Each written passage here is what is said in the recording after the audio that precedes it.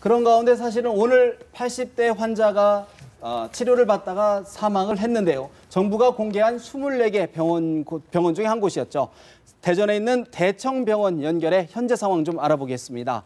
하호균 원장님 나와 계시죠? 네, 안녕하십니까. 대청병원 의무원장 하호균입니다. 네, 원장님. 말 그대로 의료진 모두가 힘겨운 사투를 벌이고 있을 것으로 보이는데요. 그런데 네. 안타깝게도 오늘 환자 한 분이 사망하셨죠. 어떤 네. 상황입니까?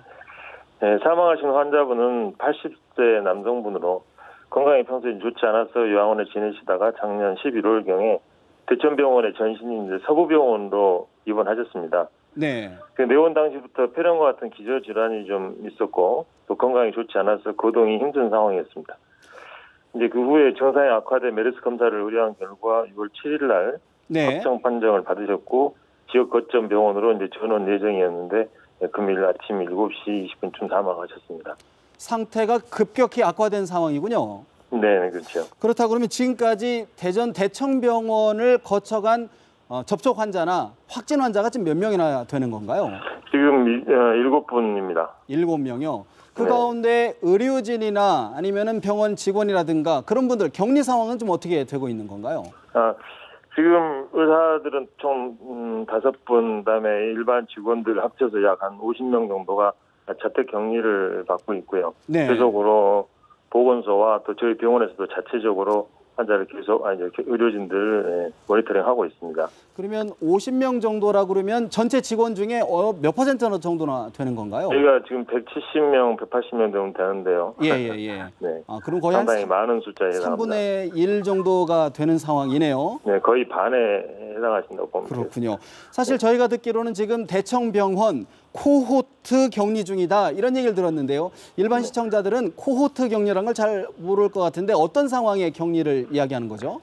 코호트 격리라는 거는 이제 그 동일 집단 내에서 이렇게 이제 질병 내에서 네. 그 관리를 하는 것을 말합니다. 근데 저희 지금 병원은 병동 코호트 관리라고 해서 예. 최초의 질병이 발병한 근원 병동뿐 아니고 그 외에 다른 병동까지 출입과 또 수직 상하의 이동을 완전히 제한을 해서 예. 통제를 하고 있는 그런 상황입니다.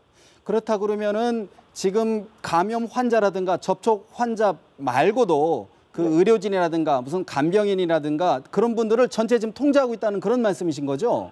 네, 이제 통제받고 있는 사람들은 네. 이제 병실 안에 격리가 돼 있는 분들은 환자, 예. 그리고 보호자, 간병인들이 포함되어 있고요. 예. 이제 일반 그 접촉이 없었던 의료진들과 직원들은 평소에 이제 하던 대로 예. 자체 방역 관리를 해가면서 출근해서 근무를 하고 있습니다. 뭐 예를 들면 네.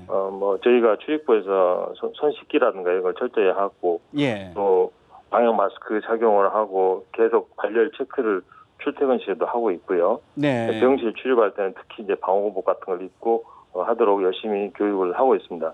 그렇다 그러면 아까 원장님 말씀 주셨던 것처럼 전체 의료진 직원 가운데 한 절반가량이 지금 자택이라든가 어떤 격리 조치를 받고 있는데 거기에 코호트 격리까지 하고 있다 그러면 의료진과 직원들의 업무가 좀 과중할 것 같은데 지금 상황은 어떻습니까? 네.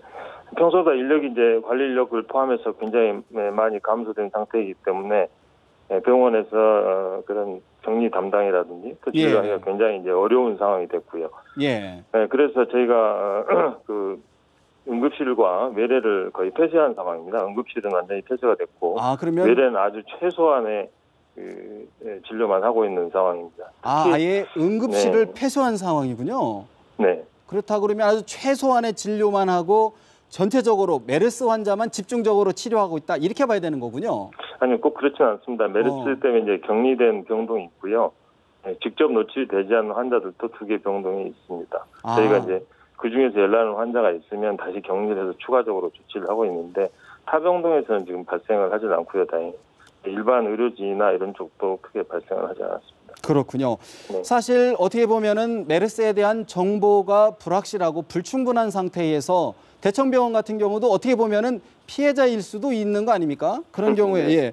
어떤 지역사회라든가 정부에 좀 당부 말씀이 있다 그러면 마지막으로 좀 해주시죠. 네, 크게 2가지라고 생각합니다. 첫 번째는 저희가 이 질환을 감염 확산을 방지하고 또 여기에 대해서 방역에 노력을 기울이고 있는데 자체적으로는 저희가 인력이 상당히 부족한 게 문제이고 특히 간호 인력이 많이 부족합니다. 예. 네, 간호사들이 이제 일선에서 환자들을 이렇게 관리하고 도와드려야 되는데 신규 간호사들이나 이런 분들 이제 자꾸 접근을 꺼리는 바람에 저희 수간호사들급이 거기에 투입이 돼 있고 예. 또 그분들은 12시간 그런 교대 근무를 하기 때문에 평소보다 훨씬 더 경무에 시달리고 있어서 사실 그런 인원의 어려운 점이 첫 번째고요. 예. 두 번째는 이제 여러분들의 따뜻한 그 사회적인 이해와 또 그 넓은 그 서로의 공감대가 좀 필요하다고 생각이 되는 게 여기에 근무하는 분들이 또 하나 힘들어하는 것은 부수적인 피해입니다. 예. 다시 말해서 이제 가족들 특히 이제 어린 아이들이 이제 학교나 이런 유치원 같은 걸 갈 때